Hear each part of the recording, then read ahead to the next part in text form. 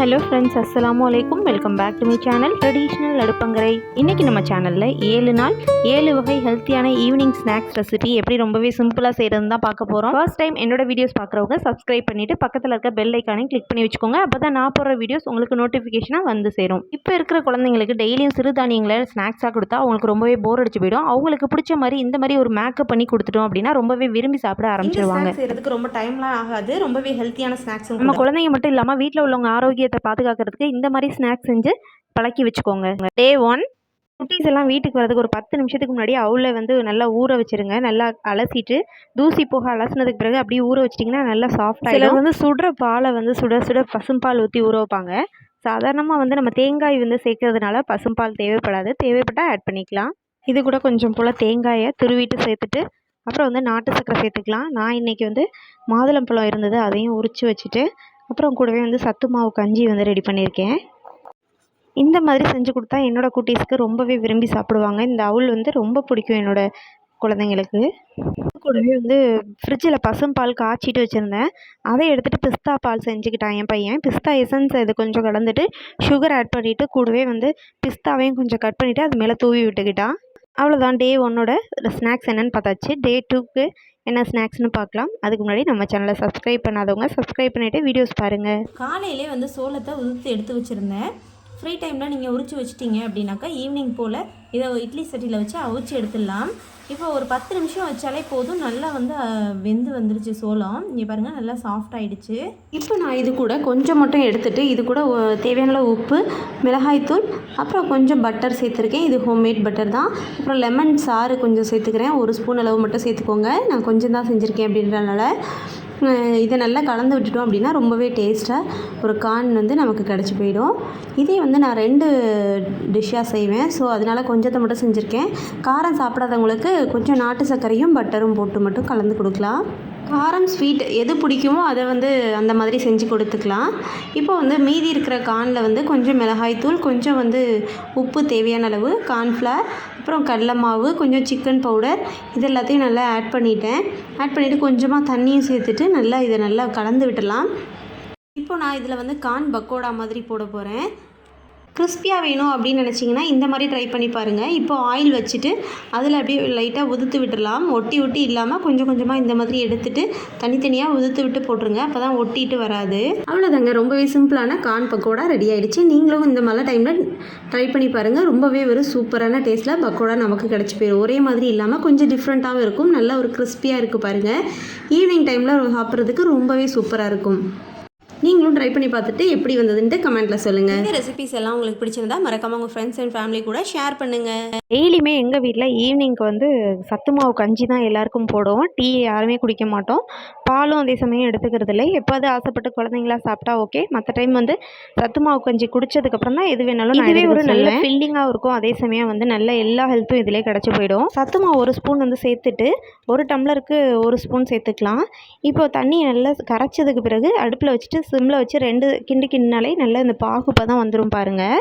நல்லா இந்த மாதிரி ஒரு பாகுப்பதம் வந்ததுக்கு பிறகு இது கூட நாட்டு சர்க்கரை சேர்த்துடலாம். ஒரு 2 ஸ்பூன் அளவு நாட்டு சர்க்கரை சேர்த்துட்டு நல்லா தண்ணியாக எடுத்துக்கோங்க. அப்போ தான் குடிக்கிறதுக்கு ரொம்பவே நல்லாயிருக்கும்.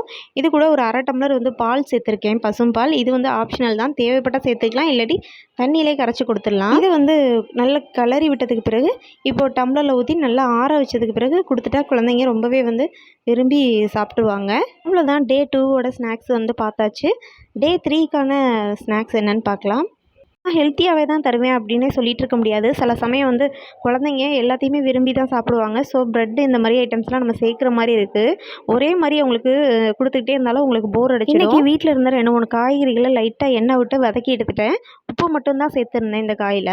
நல்லா வதங்கி எடுத்ததுக்கு பிறகு ப்ரெட்டை பட்டர் போட்டு டோஸ்ட் பண்ணி எடுத்து வச்சுக்கிட்டேன். இந்த காயை காரம் தேவைப்படும் அப்படின்னா லைட்டாக சில்லி ஃப்ளேக்ஸ் லைட்டாக தெளித்து விட்டுக்கோங்க. அதிகம் செய்த கோலா உருண்டை இருந்தது, அதையும் கட்லெட் மாதிரி செஞ்சு வச்சுட்டு அப்படியே எடுத்து வச்சு சர்வ் பண்ணிடலாம். இப்போ டே 4க்கான ஸ்நாக்ஸ் என்னென்னு பார்க்கலாம். இன்றைக்கி வந்து கொண்டக்கடலை ஊற வச்சுருந்தேன். அவங்களுக்கு வந்து கொண்டக்கடலை சுண்டல்னோடனே எல்லாருமே வேணான்னு சொன்னாங்க. ஸோ நான் வந்து கொண்டக்கடலை மேலே ஒரு சாட் மாதிரி பண்ணி கொடுத்துட்டேன். கொஞ்சம் போல் காணை வந்து வறுத்து போட்டு மேலே கொஞ்சம் வெங்காயம் கேரட்லாம் தூவி விட்டிங்கன்னா அது ஒரு சாட் மாதிரி இருக்கும். குழந்தைங்க ரொம்பவே விரும்பி சாப்பிடுவாங்க. பொதுவாக எந்த ஒரு உணவையும் குழந்தைங்க எதெல்லாம் வேணான்னு சொல்கிறாங்களோ அதெல்லாம் நம்ம இந்த மாதிரி ஹெல்த்தி ஃபுட்டெல்லாம் தவிர்க்க முடியாது. ஸோ அதனால் எந்த வகையில் அவங்க கொடுத்தா சாப்பிடுவாங்களோ அது மாதிரி ஒரு மேக்கப் பண்ணிவிட்டு அட்ராக்டிவாக பார்க்குறதுக்கே கொஞ்சம் கலர்ஃபுல்லாக கொடுத்துட்டோம் அப்படின்னாலே அதை விரும்பி சாப்பிட ஆரம்பிச்சிருவாங்க. அப்புறம் வந்து சீசனில் கிடைக்கக்கூடிய சில திங்ஸ், ஃப்ரூட்ஸ் ஆகட்டும், அப்புறம் இந்த மாதிரி ஒரு அடிஷ்னல் திங்ஸ் ஆகட்டும், கண்டிப்பாக சான்ஸ் கிடைக்கும்போது மிஸ் பண்ணாமல் வாங்கி சாப்பிடுங்க. இது பேர் வந்து தென்னங்குருத்துன்னு சொல்லுவாங்கன்னு நினைக்கிறேன். கிராமத்தில் உள்ளவங்களுக்கு நல்லா தெரிஞ்சிருக்கலாம். இது பேர் தெரிஞ்சவங்க கண்டிப்பாக கமெண்ட்டில் சொல்லுங்கள். இது வந்து இதோட டேஸ்ட் எங்களுக்கு ரொம்ப பிடிக்கும். இது கிடைக்கும் போதெல்லாம் சான்ஸ் கிடைக்கும் போதெல்லாம் சாப்பிடுவோம். இப்போ டே 5க்கான ஸ்நாக்ஸ் என்னென்னு பார்க்கலாம். மாம்பழத்தில் கஸ்டர்ட் தான் செஞ்சுருந்தேன். இது மாம்பழ சீசனில் செஞ்சது. நீங்கள் எந்த ஃப்ரூட் இப்போ வந்து சீசனில் கிடைக்குதோ அதை வச்சு ட்ரை பண்ணி பாருங்கள். ரொம்பவே டேஸ்ட்டாக இருக்கும். இது ஒரு நல்ல மாம்பழம், பார்க்கும்போதே ஒரு சூப்பராக இருக்குது. அப்போ சீசனில் வாங்கினது தான் அப்படின்னு சொல்லிட்டு. இது வந்து பங்கனப்பள்ளி, நல்ல ஒரு பழுத்து நல்ல ஒரு பழமாக இருந்தது. இதை ஒரு பழத்தை தோல் சீவித்துட்டு மிக்ஸி ஜாரில் சேர்த்துக்கிட்டேன். மிக்ஸி ஜாரில் சேர்த்துட்டு நல்லா வந்து ஃபைன் பேஸ்ட்டாக அரைச்சி எடுத்துடலாம். இது கூடவே கொஞ்சம் போல் பால் சேர்த்துக்கலாம். பசும்பால் சேர்த்துட்டு நல்லா வந்து ஃபைன் பேஸ்ட்டாக அரைச்சி எடுத்துக்கோங்க. நான் இன்றைக்கி 1/2 லிட்டர் பாலில் தான் வந்து கஸ்டர்ட் செய்ய போகிறேன். எக்ஸ்ட்ரா ஒரு 100 பால் வந்து கஸ்டர்ட் பவுடர் கரைக்கிறதுக்கும் மாம்பழத்தில் வந்து அரைச்சி எடுக்கிறதுக்கும் எடுத்துக்கலாம். ஸோ இப்போ வந்து இந்த கஸ்டர்ட் பவுடர் 2 ஸ்பூனை வந்து ஒரு பவுலில் சேர்த்துட்டு பசும் பால் ஒரு 2 ஸ்பூன் சேர்த்து நல்லா வந்து கரைச்சி எடுத்துக்கோங்க. இதில் நல்லா கரைச்சி எடுத்துக்கலாம். அதுக்குள்ளே வந்து கொதிச்சிருச்சு பால் நல்லாவே. இதை வத்துறதுக்குள்ளே சுகர் சேர்த்துக்கலாம், ஒயிட் சுகர் சேர்த்துக்கலாம். மாம்பழத்தையும் நல்லா ஃபைன் பேஸ்ட்டாக அரைச்சி எடுத்துட்டேன். இப்போ நம்ம கரைச்சிட்டு எடுத்து வச்சுருக்கிற கஸ்டர்ட் பவுடர் கூட நம்ம அரைச்சி எடுத்து வச்சுருக்கிற மாம்பழம் மிக்ஸையும் இது கூட சேர்த்துட்டு நல்லா கலந்து விட்டுருங்க. கலந்து விட்டதுக்கு பிறகு பாலில் சேர்த்துட்டு இந்த மாதிரி ஊற்றின உடனே நல்லா ஒரு இது கொடுத்து நல்லா கிண்டி விட்டுக்கோங்க. ஏன்னா வந்து டக்குன்னு வந்து கெட்டி ஆகிட வாய்ப்பு இருக்குது. ஸோ வந்து விடாமல் நல்லா இந்த மாதிரி கிண்டி விட்டுருங்க. நல்லா கலந்ததுக்கு பிறகு சுகர் எல்லாம் நல்லா கரெக்டாக இருக்கான்னு செக் பண்ணிவிட்டு இப்போ தனித்தனி பவுலில் செட் ஆகிறதுக்காக இந்த மாதிரி ஊற்றி வச்சிடலாம். இதுக்கு மேலே கேரட் சீவுறதால பாதாமை இந்த மாதிரி லைட்டாக துருவி விட்டுக்கோங்க. பார்க்குறதுக்கும் நல்லாயிருக்கும், சாப்பிட்றதுக்கும் ரொம்பவே நல்லாயிருக்கும். இது போலவே சீசனில் கிடைக்கிற எந்த ஒரு ஃப்ரூட்டையும் வச்சு நீங்கள் ட்ரை பண்ணலாம். இப்போ டே 6க்கான ஸ்நாக்ஸ் ரெசிபி என்னென்னு பார்க்கலாம். நிலக்கடலை கடையில் விற்கிறத நான் வாங்கி 1 kg அந்த மாதிரி ஸ்டோர் பண்ணி வச்சுக்குவேன். இதை வந்து தேவைப்படும் போது காலையிலே வந்து ஊற வச்சுருவேன் தண்ணியில் போட்டு. நல்லா தண்ணியில் ஊற வச்சிட்டோம் அப்படின்னா ஒரு ஈவினிங் போல் நல்லாவே ஊறி வந்துடும். இதை வந்து ஒரு 2 விசில் அல்லது லைட்டாக சும்மா நம்ம மூடி போடாமலே வச்சிட்டோம்னா கூட ஒரு 10 நிமிஷத்துலேயே நல்லா வெந்து போயிடும். இப்போ இது கூட ஒரு மிளகுத்தூள் கொஞ்சம் ஒரு லைட்டாக ஸ்ப்ரெட் பண்ணி விட்டுக்கிட்டு இது மேலே வந்து கொஞ்சம் போல் வெங்காயத்தையும் கட் பண்ணிவிட்டு தூவி விட்டுக்கிட்டோம் அப்படின்னா சாப்பிட்றதுக்கு ரொம்பவே வந்து நல்லாயிருக்கும். நம்ம நார்மலாக நிலக்கடலை சாப்பிடுங்க அப்படி சொல்லி கொடுத்தோன்னா சாப்பிட மாட்டாங்க குழந்தைங்கள்லாம். இந்த மாதிரி ஒரு லைட்டாக எதையாவது ஒன்று தூவி கொடுத்துட்டோம் மேலே அப்படின்னாக்க கடையிலெல்லாம் வாங்கி சாப்பிட்ற மாதிரி அவங்களும் கொஞ்சம் விரும்பி சாப்பிடவே ஆரம்பிச்சிடுவாங்க. இது கூடவே சத்து மாவு கஞ்சி, தென் கனிவான நல்ல ஒரு அழகான கொய்யாப்பழம் இருந்தது, அதையும் கட் பண்ணி வச்சுக்கிட்டேன். அவ்வளோதான். டே 6க்கான ஸ்நாக்ஸ் ரெசிபி என்னென்னு பார்த்தாச்சு.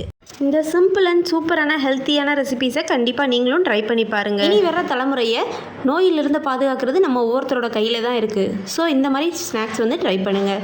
டே 7க்கான ஸ்நாக்ஸ் என்னென்னு பார்க்கலாம். பட்டாணியில் இந்த மாதிரி ஒரு சுண்டல் ட்ரை பண்ணுங்கள். அதுக்கப்புறம் நீங்கள் கடையில் பானிபூரியோ அல்லது மசாலா சுண்டலோ வாங்கி சாப்பிடணும்னு நினைக்கவே மாட்டீங்க. அந்தளவுக்கு இதோட டேஸ்ட்டு ரொம்பவே சூப்பராக இருக்கும். கேன்சரை கூட எதிர்த்து போராடுற அளவுக்கு இந்த பச்சை பட்டாணியில் அவ்வளோ ஒரு சத்து இருக்குது. கண்டிப்பாக நம்ம ஒவ்வொருத்தருமே இதை சாப்பிட்றது ரொம்பவே ஒரு ஹெல்த்தாக இருக்கும். மலச்சிக்கல் ப்ராப்ளம் இருக்கிற குழந்தைங்கள்லேருந்து பெரியவங்க வரையும் இந்த மாதிரி ஒரு சுண்டல்லாம் நம்ம ஈவினிங் டைமில் எடுக்கும்போது ரொம்பவே ஒரு ரெக்கவர் ஆகிடும் இந்த ப்ராப்ளம் இருக்கிறவங்களுக்கு. இந்த மாதிரி ஊற வைக்கிறதெல்லாம் நான் வந்து காலையிலே ஊற வச்சுடுவேன். ஈவினிங் செய்கிறதுக்கு கரெக்டாக இருக்கும் அப்படின்னு சொல்லிட்டு இப்போ வந்து பச்சை பட்டாணியை நல்லா ஊற வச்சுட்டேன். ஈவினிங் போல் நல்லா அவிச்சு எடுத்துகிட்டேன். கொஞ்சம் மசியவே சாப்பிட்றதுக்கு ஈஸியாக வேக வச்சு எடுத்துக்கோங்க.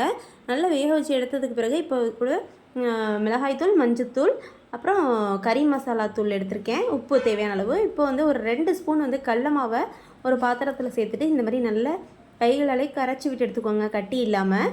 இப்போ ஒரு பேனில் ஆயில் ஹீட் பண்ணிவிட்டு கடுகு, உளுந்தம்பருப்பு தாளிச்சிக்கலாம். இது கூடவே கருவேப்பிலையும் சேர்த்துட்டு நம்ம எடுத்து வச்சுருக்கிற மசாலா பொருட்களை இதில் சேர்த்துலாம். மிளகாய்த்தூள், மஞ்சத்தூள், கறி மசாலா தூள் கொஞ்சம் சேர்த்துருக்கேன். இப்போ வந்து நம்ம கரைச்சி வச்சுருக்கிற கடல மாவையும் இது கூட சேர்த்துட்டு நல்லா வந்து இதிலே வேக விட்டுருங்க, பச்சை வாசனை போகிற வரையும். நல்லா இந்த மாதிரி கிளறி விட்டுட்டிங்க அப்படின்னா இதிலேயே வந்து நல்லா பச்சை வாசனையெல்லாம் போயிடும். தேவையான அளவு உப்பு சேர்த்துக்கோங்க. ஏன்னா வந்து நான் சுண்டல் ஊற வைக்கும் போதும் உப்பு கொஞ்சம் சேர்த்துருக்கேன். ஸோ பார்த்துட்டு செக் பண்ணிக்கலாம். இப்போ வந்து நல்லா கிளறி விட்டு 2 செகண்ட் நல்லா கொதிக்க விட்டுருங்க. இப்போ ஒரு பக்கம் கானை கொஞ்சம் வறுத்துட்டு அள்ளி வச்சுக்கலாம். இந்த மாதிரி கானை வறுத்துட்டு சேர்க்கும்போது இது ஒரு மசால் பூரி, பானிபூரி அந்த டேஸ்ட்டில் இருக்கும். கண்டிப்பாக நீங்களும் ட்ரை பண்ணுங்கள். சாதாரணமாக இந்த சுண்டலை சாப்பிட்றதுக்கும் இந்த மாதிரி ஒரு கான் சேர்த்து சாப்பிட்றதுக்கு வெங்காயம் இதெல்லாம் போட்டுட்டு சாப்பிட்டோம் அப்படின்னா ரொம்பவே சூப்பராக இருக்கும், பார்க்குறதுக்கும் நல்லா இருக்கும்.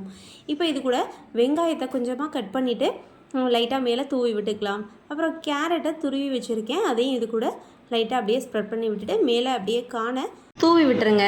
அவ்வளோதான், ரொம்பவே ஹெல்த்தி அண்ட் ஈஸியான ஸ்நாக்ஸ் ரெசிபிஸ் எப்படி செய்கிறதுன்ட்டு பார்த்தாச்சு. இந்த ரெசிபிஸ் எல்லாம் உங்களுக்கு பிடிச்சிருந்தால் லைக் பண்ணுங்கள், ஷேர் பண்ணுங்கள், மறக்காமல் என்னோட சேனலை சப்ஸ்கிரைப் பண்ணி வச்சுக்கோங்க. நெக்ஸ்ட்டு எந்த மாதிரி வீடியோஸ் வேணும் அப்படிங்கிறதையும் கமெண்ட்டில் சொல்லுங்கள். தேங்க்ஸ் ஃபார் வாட்சிங்.